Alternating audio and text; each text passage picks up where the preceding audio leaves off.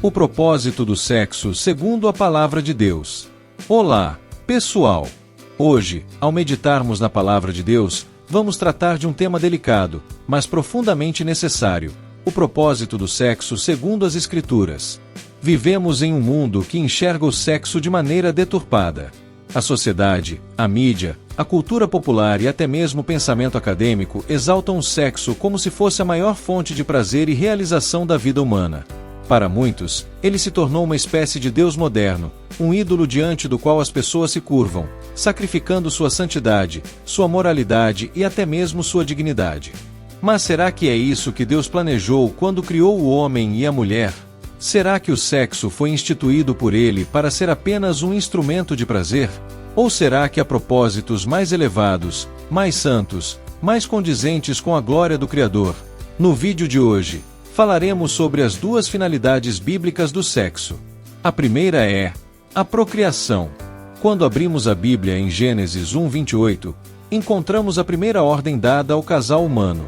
E Deus os abençoou, e Deus lhes disse: frutificai, e multiplicai-vos, e enchei a terra, e sujeitai-a. Aqui vemos claramente que o ato sexual não foi criado em primeiro lugar para o prazer, mas para a vida.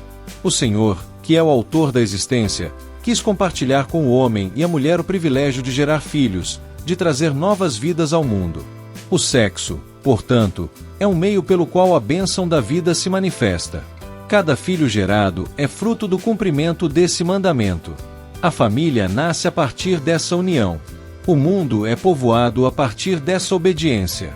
O sexo, quando visto pela lente da criação, é um chamado à responsabilidade diante do Criador. No entanto, o homem, em sua rebeldia, inverteu essa ordem. Hoje, muitos querem o prazer do sexo sem a responsabilidade da procriação.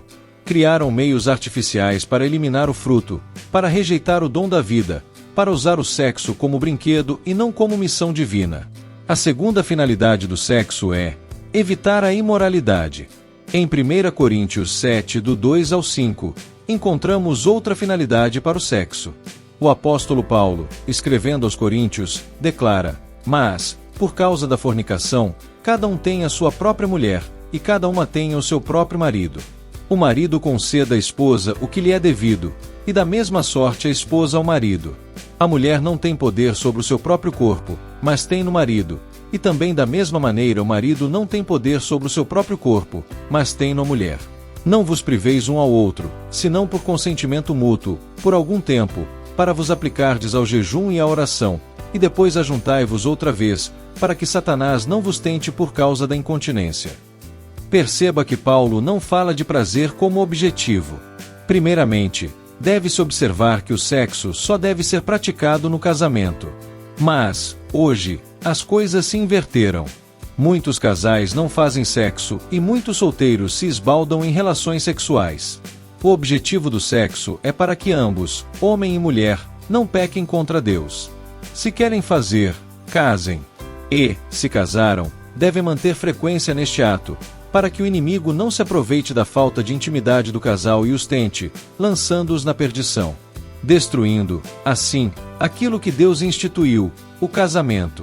A palavra de Deus diz: e disse, portanto, deixará o homem pai e mãe, e se unirá à sua mulher, e serão os dois uma só carne. Assim não são mais dois, mas uma só carne. Portanto, o que Deus ajuntou não o separe o homem. Mateus 19, 5, 6. O texto de 1 Coríntios 7, do 2 ao 5, fala portanto de proteção espiritual. O sexo dentro do casamento é um muro de contenção contra a tentação. Ele serve para que o homem e a mulher, unidos, não sejam arrastados para a fornicação, para o adultério, para a prostituição e toda sorte de pecados sexuais. Deus, em sua sabedoria, instituiu o sexo no casamento para que houvesse um escape santo contra a corrupção da carne. Mas, novamente, a humanidade distorceu isso. Hoje, muitos buscam o sexo fora do casamento, transformando o que era muro de proteção em porta aberta para a destruição. O grande problema é que a humanidade transformou o meio em fim. O prazer, que deveria ser apenas um acompanhante natural do ato sexual, foi colocado no centro. E quando o prazer se torna objetivo, o sexo deixa de ser santo e passa a ser um ídolo. As pessoas vivem entorpecidas pelo desejo, escravizadas por paixões desordenadas. Confundem intensidade com propósito, satisfação momentânea com sentido eterno. Mas a Bíblia é clara: o sexo não foi criado para ser adorado, mas para servir a um plano maior.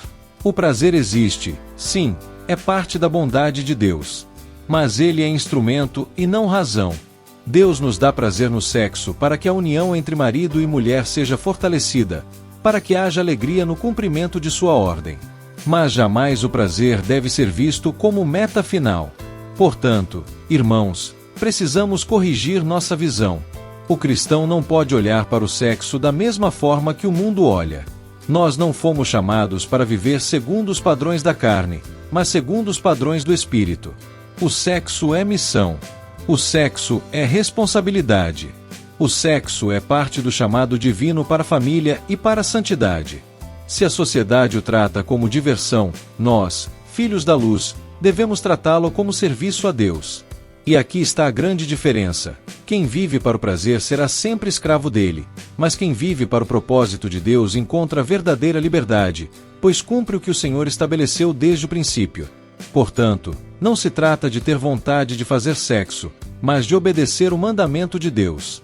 Paulo é categórico: o marido pague à mulher a devida benevolência, e da mesma sorte a mulher ao marido. 1 Coríntios 7:3. E mais, não vos priveis um ao outro. 1 Coríntios 7:5. Não é porque não tenho sede que não devo beber água. Água faz bem para a saúde e deve ser consumida regularmente. Da mesma forma o sexo.